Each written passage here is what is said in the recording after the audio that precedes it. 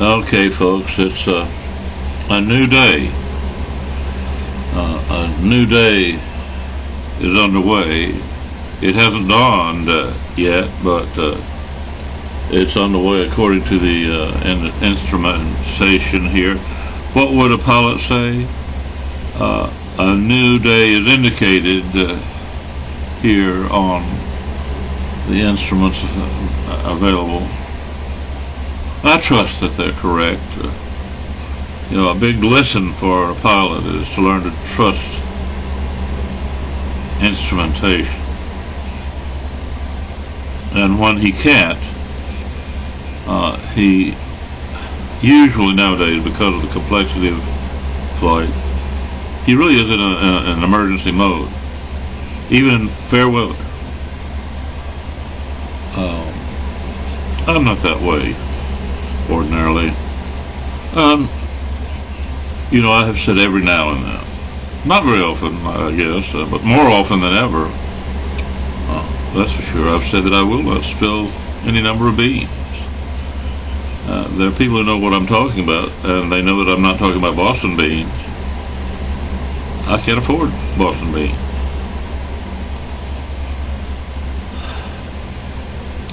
But I will just share something with you. I don't mean to seem enigmatic or something, or in favor of a stuffy room with people who have long since made up their minds about something, and I just don't feel like it's a matter of participation. When I know what the outcome is, according to a lot of things. But there has recently been an outcome that I didn't expect. A personal outcome. And I can say that for what it's worth, a lot of people carry with them a burden that is extremely light. People who are denounced as war criminals, or what have you. Or even a royal pain might be mythology, were it not for what? A coterie that makes this stuff less of a raw wound that never heals. Well, I can tell you, when my dad died, I grieved. When my mother died, I really didn't.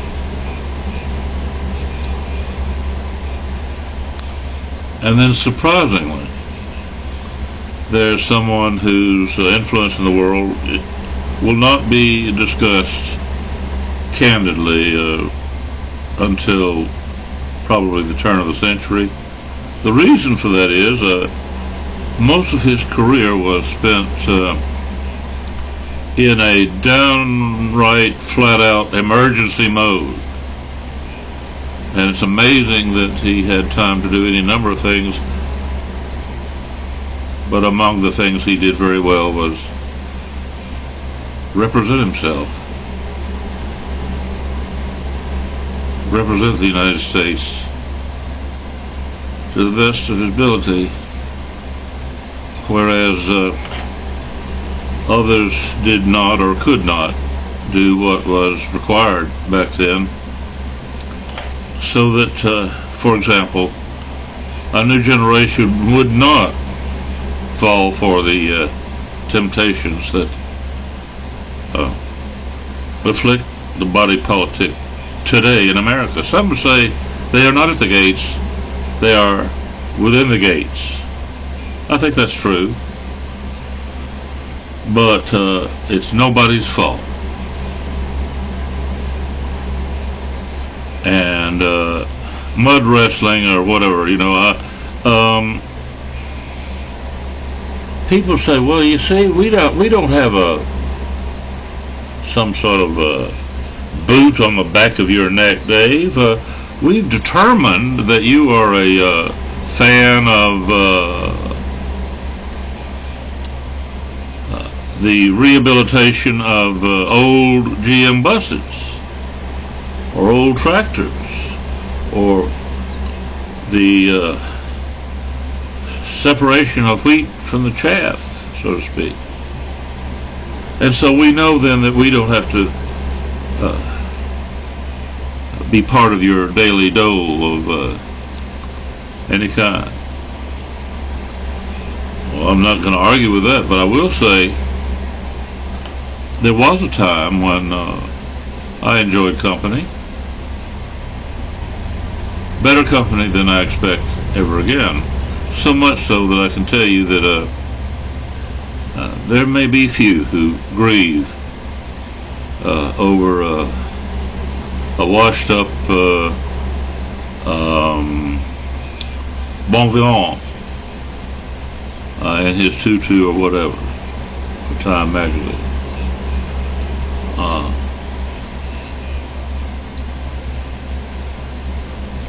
But it was an involuntary response when the news came, and I found myself thinking of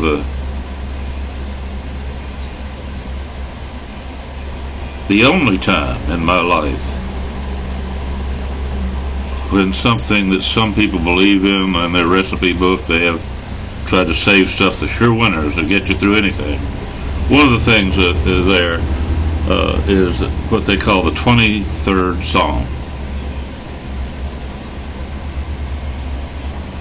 And I have to say that if you secularize that and make a few changes, editorial changes so it's better, a better fit, or just to, inspire yourself by turning to things that have been in a recipe book for years, although I don't even look up how to make a meatloaf because the people here won't do it, and they won't allow me to. And then I was told I was going to get a microwave back after they stole the other oven, and now they've gone back on that promise, and all y'all do is editorialize.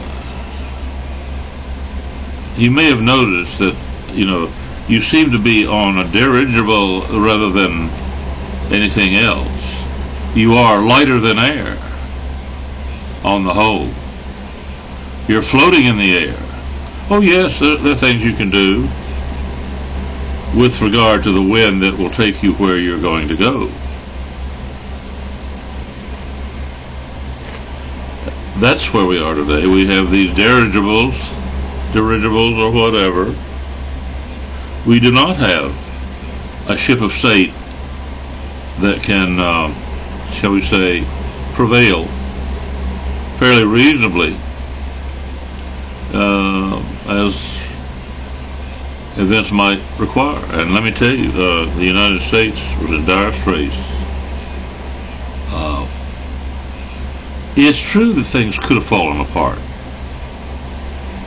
The party line, the retail thing was, well, if we don't win in Vietnam, then all our other promises would be seen as false. Fine. The truth is different, and I'm not going to say much about that, but I will say that the people who were deployed to represent you years ago did so while a comedian was able to make executive decisions. You might say, well, can a comedian do that now? Well, yes. But the quality of those decisions is what I'm talking about, and what I miss is the results that some people did achieve, given the compromises that they were faced because of what others were doing. Who knows what might have happened, but nobody's immortal, and things move on. And but the thing is, the ship of state is a dirigible, lighter than air, and blowing around willy-nilly, and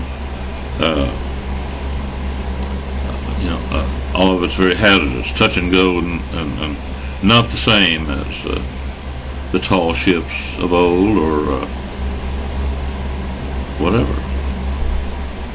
Well, that's pretty doggone sketchy of me, isn't it?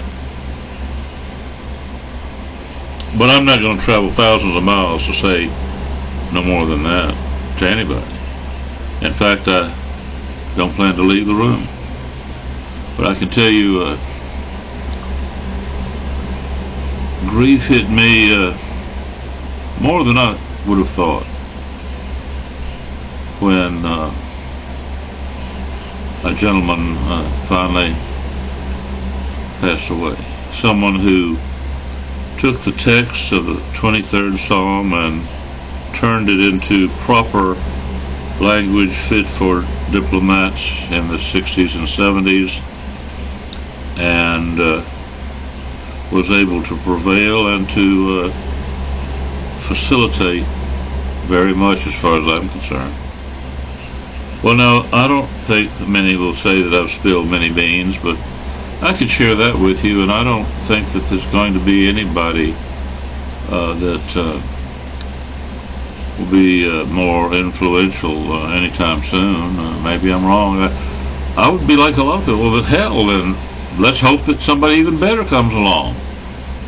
You know, I mean, people were cheering for Babe Ruth, but then what did they say? Well, but, of course, if somebody is even better, well, then why not? Well, it's going to be hard for people to match or exceed what I can recall.